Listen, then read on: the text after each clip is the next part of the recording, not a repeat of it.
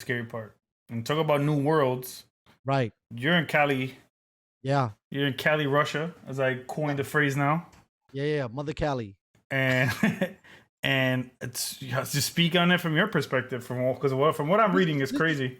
This is bananas. So I don't know where we lost it. I mean, I'll be honest with you. I was a lot more educated on the process because there was nothing to do March, April, May. So all I did was read.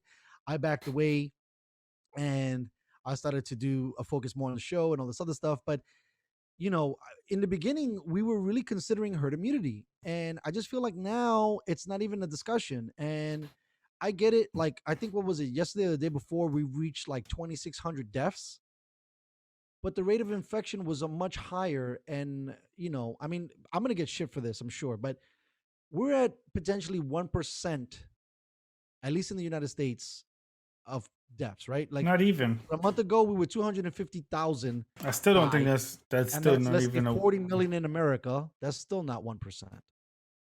Remember, in order for it to be 1%, you needed to be, I think.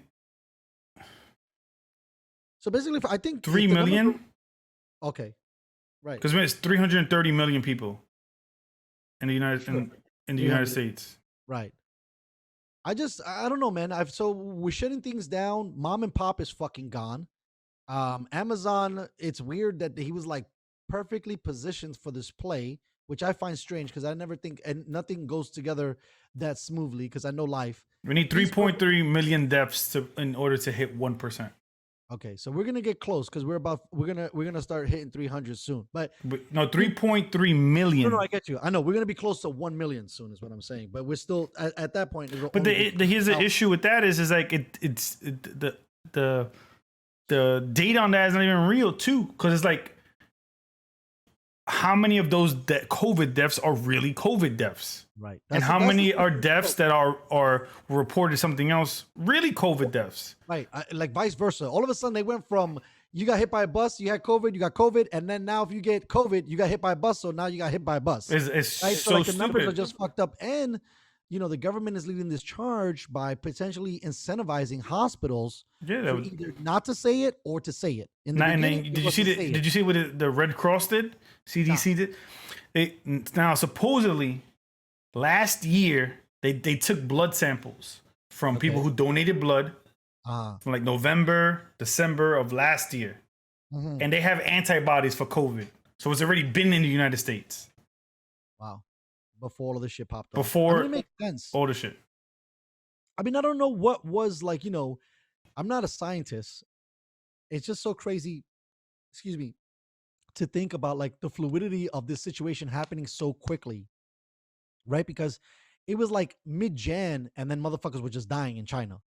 And then it came over here and then it just looked like it swept the nation. Now, I don't know if that was a tendency of, negligence, malpractice, us not knowing how to handle the I just think it's just not knowing. You're not knowing anything. Being kicked in the dick because no one's used to, a hospital's barely at capacity normally, right? Yep. And then now you're beyond capacity, you're overworked. You got people that, are used to working fireman shifts, but now they got to work 7 days in a row with no rest. They're nodding off. I mean, how many videos we've seen of people nodding off? Yep. And they got the people who are like, oh, I got a cough, I have COVID, who didn't really have COVID, and they got COVID because they were waiting in the waiting room with people who really had COVID. So I'll tell you this, man, it made me scared because I got sick, I don't know, somewhere in the middle of this year, and I was sweating, and I was like, that's it, I'm dying. That's it, it's done. Got it. It's over. But if you read the media, that's how they had you scared and thinking. Bro, if I got a cold, I was like fucking freaking out. Exactly. And so now, I think this is what I think. I think that with Newsom doing this, he might change the complexion of California because you got all of these big wigs people, all of this money leaving. Yep. They were already doing shady shit, like not shady, but like weird, dumb shit prior to even the COVID stuff. They were like making companies now, like by next year or the year after, forcing companies to have 2 women on the board, then having a certain percentage of minority on the board. Like you can't force people to do, like you can't have people do that to their company. Like, you can't force people to do that. Like, put people on boards, like, just because they're women or just because they're Hispanic or just because they're black. That's not how that works. Well, I mean that you can argue that's part of affirmative action though, because that seems to be more. Yes and no, but you now, like, Diversity. you're forcing them to put people on the boards, like, to have board seats. Like, that's a totally different thing. That those people who probably aren't qualified are gonna get those seats just because of their women, their gender, or the minority. I think It's like us. Let's say if you and me started a company, we're Hispanics, and I want my whole shit to be Hispanics because I know my Hispanic culture. And then we're gonna throw a couple of black people in there, and sprinkle a couple of white people in there, but it's 95% Hispanic and black. And if we was in California, they would say, "Oh, well, you have to have 3 white people on your board, and then you have to have 3 Asian people on your board." what was the other crazy thing that he said? I forgot. He said something radical. I think it was like taxes but They Newsom want is to gonna- retroactive taxes. So, like, this is they're Oh, gonna boy, it's raise going on fire. taxes. They want to raise taxes from, let's say, June or July, but then retroactive those taxes to start from the beginning of the year. That's what they wanted to do, or planning to do. I don't know how that's going right now.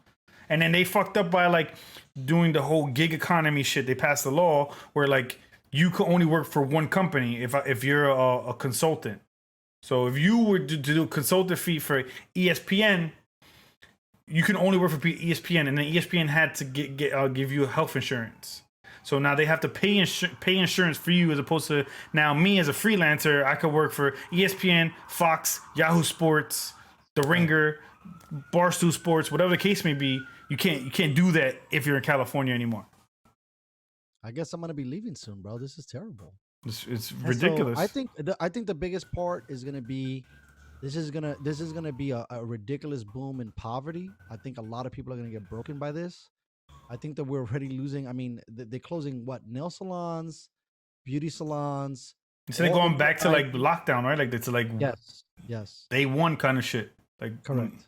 Because we've been in the purple tier the whole time. But I also think too. I mean, and you tell me what you think. I feel like, and we talked about this, I think, a little bit. If people would have just like committed to the lockdown hardcore in the jump, we probably would have been able to demolish this shit. I think doing it I because we th- kind of did it. Then we opened up some stuff a little bit. I think we what- kind of got early COVID fatigue, and then motherfuckers started partying like nobody's business. But what because happened was too is the whole George Floyd thing happened as well. that shit set motherfuckers off. So, like, things was trailing down, and then that happened, and then went back up. But one can argue, right? Our numbers didn't go astronomical with all of those fucking protests. No, It it went kinda up. It just that It's it the was thing. it was just that, again, COVID took, like, a backseat to the whole George Floyd shit.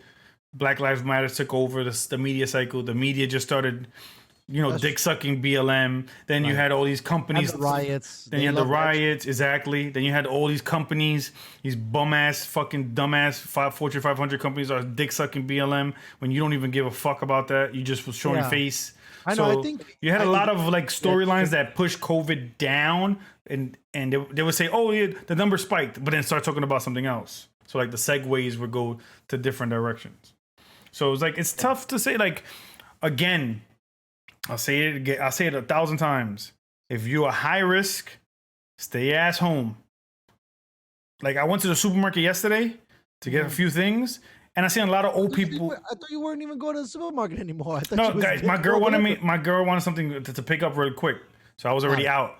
So Okay. I went, I picked up. It was in and out, but, like, when I went inside, you had a lot of old people in there. Then with their, like, I guess their either grandson or their daughter or their, whoever they were somebody. Like, why are they here? Like, you clearly don't give a fuck about your grandmother or your mom who's older or your dad who's older.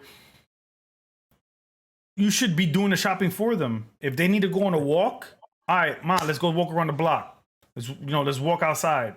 But don't bring them to a place where there's a lot of people and they are high risk. I think that's they always bring this up. The 1918, the Spanish flu. Oh, the Spanish flu. Sorry, Yeah. not the backpack. It No. killed 50 million people worldwide. Okay. The economy never shut down.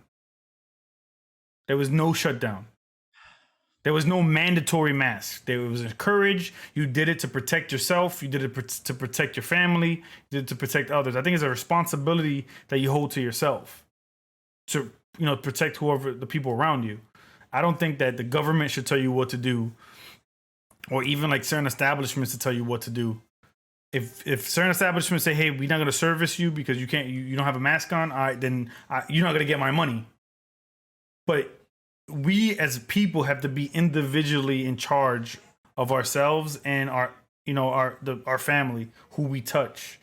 And I think people aren't doing that. People are over exaggerating things, and nothing else is getting talked about. And it's just sad to see, because nobody's like, suicide rate is up, child abuse is up, Domestic violence. everything is up. Well, this is what pisses me off. Like, whether you agree with Trump's politics or not, I can't believe that our safety and our